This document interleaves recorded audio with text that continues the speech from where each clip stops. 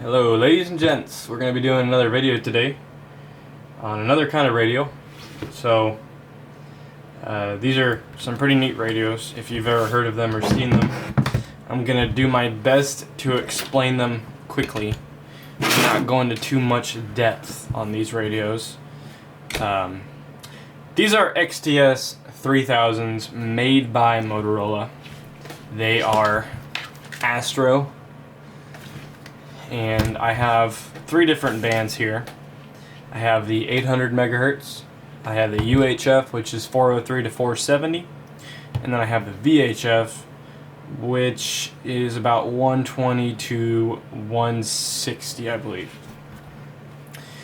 So, you know, they're beefed up radios that do analog, P25, Smart Zone trunking, trunking phase 1, phase 2, Astro P25. They have the option of having a auto dial phone numbers if you have an auto patch system on your repeater or trunking network.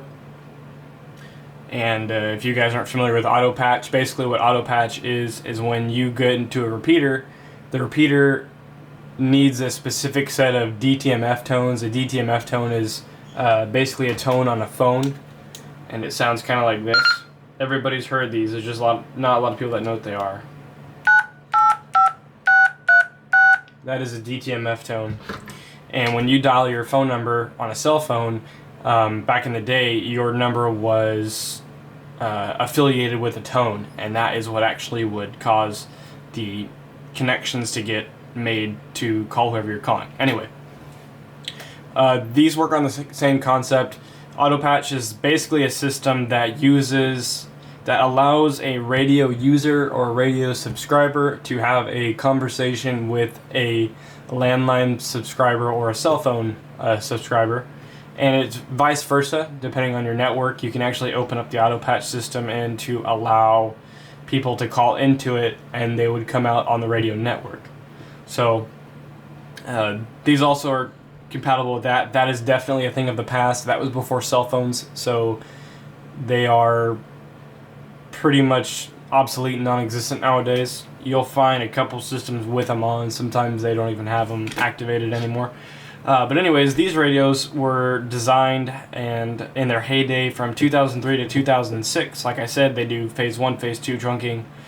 They do conventional analog systems, and they do Astro P25, and there are different encryptions available out there for these. When they were in their heyday, you could buy certain encryption cards for your trunking system that you were working with, whether you were first responder or commercial individual that was hosting a service to other small businesses through the form of radio. That was also an option.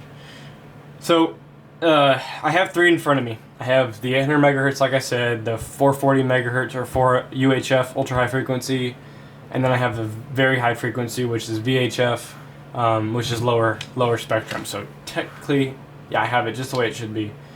VHF, UHF, 800. Or actually, for any OCD people out there, there we go. VHF, UHF, 800. Notice how these have dial pads on them.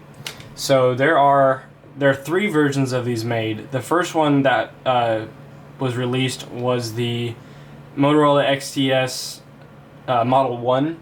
The Model 1 doesn't have the screen, and it doesn't have the keypad. It basically just has the speaker, and then the rest of this is just covered up with a plastic cover. It doesn't have any of these options. Your only options to change functionality on it is up at the knob up here. So this knob actually changes your channels, and you know that's really all it does. One of my favorite things about these radios is they're not just P25 and all that. They are fully programmable. So what that means is I can take virtually any button on here, with the exception of these with the exception of the keypad right here. I can take any other button on this radio and have it do something that I want it to do. So when you bought these from Motorola, they were not specific to a certain function.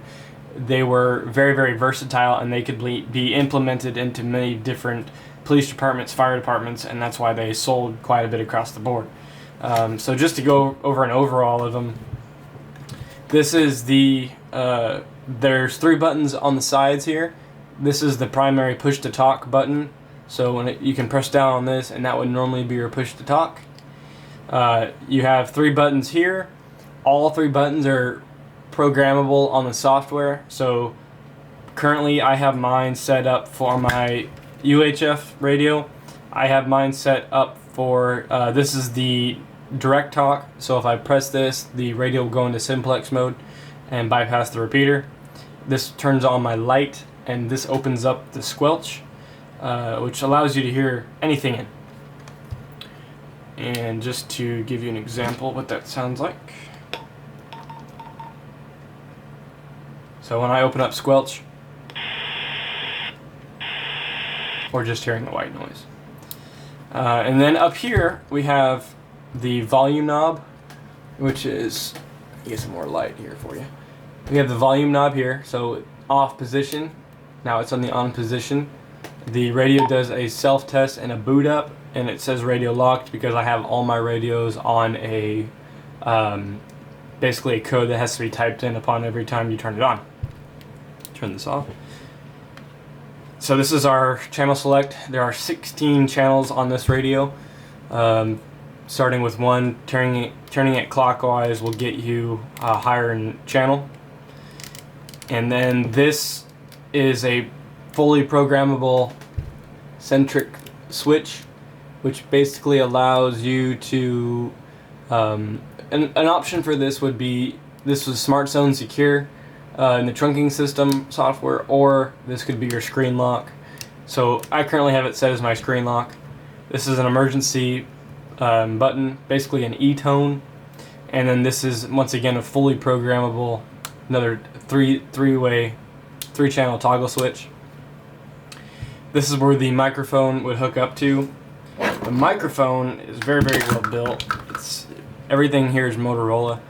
Motorola mic, pretty rugged plastic. The button feels good. It has a little clip here, still in brand new condition. And they go down, and then here's the connector here. The connector would basically just goes on the side like that. And gotta get a better angle here. There we go. And it clips in like so. And that's it. That's all there is to it. And then now you have a radio with a hand mic. So let's talk about cost. These are definitely not cheap radios, and I'll do my best to go over them as far as the pricing and what they're good for versus what they're not good for. So in my last couple of videos, I've always brought out my handy dandy Baofeng. On Amazon, this is a $20–$30 radio. This one's a little bit more because it does 7 watts is the maximum power on high power. So this ran about $50, I believe, back in its heyday. This is about a year and a half old. So I don't think they make this model anymore. And I need to find out what the model number is, because I've had a lot of comments that are asking what the model number of this is, or not. You know, one comment, there was an individual asking what the model number was, so I need to find that. I tried to look it on my Amazon page and it didn't show up, so I gotta mess with the filters, I guess. Anyway, so the Baofeng here is UHF VHF analog only. So this will only do analog, doesn't do any digital, doesn't do anything like that, and it just does tone and DCS codes. I think there's a couple more options in there that it can do.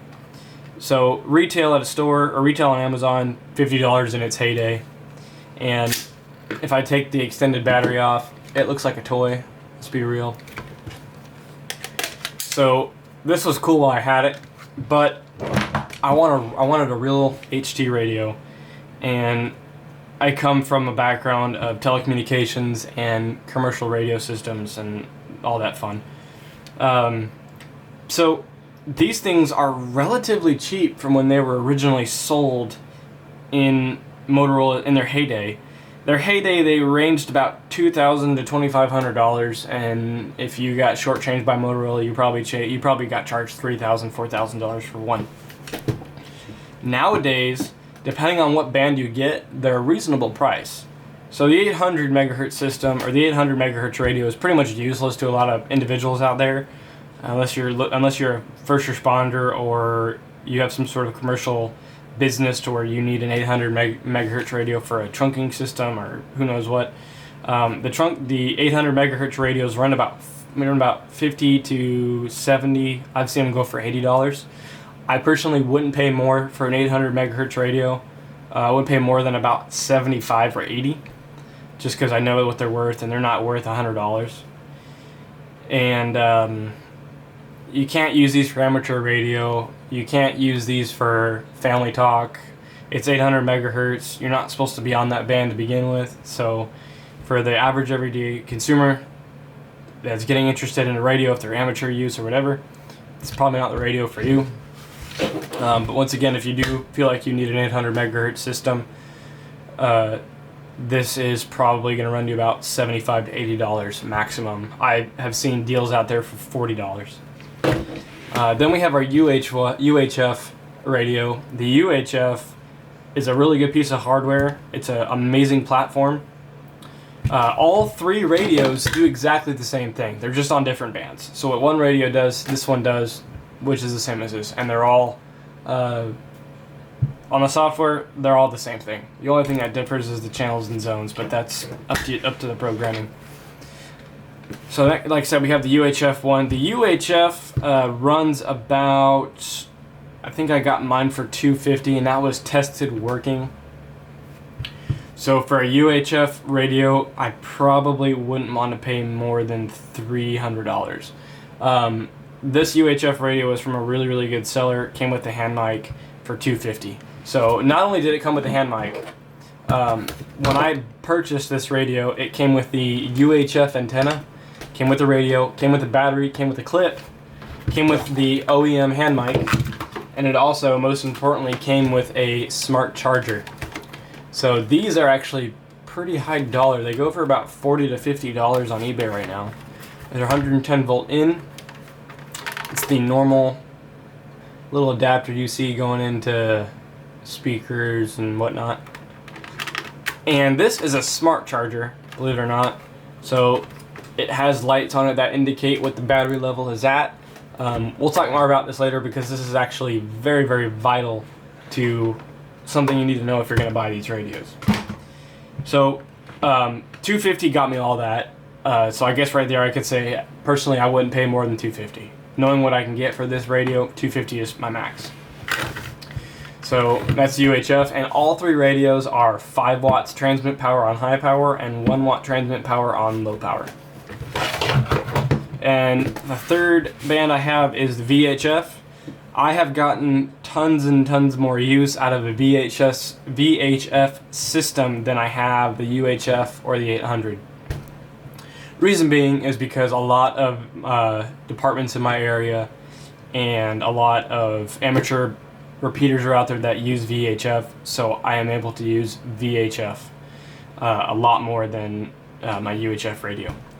So anyways, the VHF radio ran me about $250 as well. Actually, yes, the VHF radio. So as you see it right now is what I got. I got the radio, I got the hand mic, and I got another smart charger. So I would say if you're gonna jump into the Motorola bandwagon, you probably don't want to pay more than $250 for a VHF or a UHF radio. And God forbid you need an 800, you're probably not going to pay more than $50. So, I mean, heck, that's really not a bad deal for a radio that would have cost $2,000 to $3,000 in its heyday. So that's pretty cool. All right, so let's go over to the charger real quick. The charger is very, very vital to owning a XTS 3000. Model 1, 2, or 3, doesn't matter. So the smart chargers are built specifically for the Motorola radios. This one is an Impress adaptive charger, and it has rapid charging mode. It'll even recondition the battery if it determines that it could have better performance. So I'm not going to go over how it does that, but it does do that. So this is very, very important because there are knockoffs on eBay right now being sold for about $20 to $30, and they are not smart chargers, which means, let's say I'm going to bed at night, I put my radio on the charger will keep charging and charging and charging until you take it off the charger in the morning. So you have the chance of fire, the chance of the battery cells to explode, and your batteries will get annihilated within maybe 2 or 3 charges. So don't do that.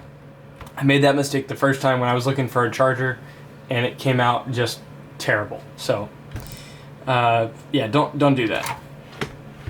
Anyways, so there's nothing wrong with the Bofang. I don't mind the Bofang, but for me, I love Motorola products. I'm not getting paid to say that. I just like the way they make their radios. They have some other new radios out called APX radio. That's an amazing radio. I'm not going to get into that because I'm going to keep this to the XTS 3000. Another vital thing about these is if you go out and you buy one of these with the expectation you're going to program this in the field, don't buy it, because you better have the software to program this radio before you even think about looking at one. The software itself is called CPS, and it was directly from Motorola. Now it is free online available. It's available online on some websites. There is a ham radio guy out there. I've talked to him a couple times. He's a great guy. His call sign is W9CR, and he has a Wikipedia that has the software on it. And that software works fine. I've used it. Shout out to W9CR. He helped me a lot with some of my Motorola questions in the past. But anyway, if you're, like I said, if you're going to buy these, you better have the programming software on hand. And the programming software, personally, in my experience, I haven't gotten it to work on Windows 10, haven't gotten it to work on Windows 8, and it won't even work on Windows 7 for me. It has to have XP. I've tried many different flavors, many hours spent pulling my hair out trying to boot it in compatibility mode, and it never worked right. So keep it on XP. You're going to need an XP laptop, and you're going to need a serial connection on the XP laptop. Do not go out and buy some crazy rib box. I've seen videos on YouTube of people using rib boxes, and no, you don't need that. I don't know where that came from. All you need is a serial. I believe this is called a DB9. I could be wrong. You need a serial connector female, because keep in mind the serial connector on your laptop or computer is a male. Serial connector to a XTS 3000 adapter. And you'll notice that this fits in to these pins here, and it will actually lock on. Just like that. Just like a hand mic, but it's a programming cable. So don't go out and buy a rib box. Just buy one of these. This one, so I'm going to see if I can read you all the... So the model number on this is a RPC-MHT, looks like a 1K, T1K. And this is actually for an HT1000 or an MTS 2000 specifically, but it will do XTS 3000s just as well. And there's no rib box involved. All you need is a USB to serial adapter. If you don't have a serial adapter on your computer, you're good to go. So I don't mind going into the software, but if y'all want to see the software and how to program these radios, leave it in the comments. It's kind of a lot of work going through all the information on those programs. There's a lot to learn with it. There's a lot you can do, and there's also a lot of ways you can screw it up too. But if anybody wants to see the programming software, put it in the comments, and I will upload a video very soon about the software to my best ability. And like I said, if you are kind of tired of that, if you're an amateur guy like myself, I also have a amateur radio call sign. I go on the VHF and UHF repeaters in my area. I was using a Bofeng for a while, and I don't know, it's cool and all, and it's an amazing starting radio to have.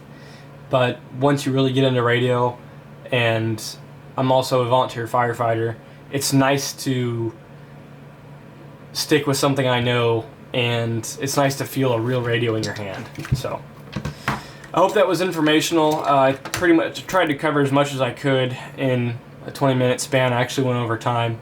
If anybody has any questions of these, I don't mind going over programming. I don't mind going over how to program auto patch. I don't mind going in how to program conventional radio systems, conventional P25 digital systems. Don't mind any of that.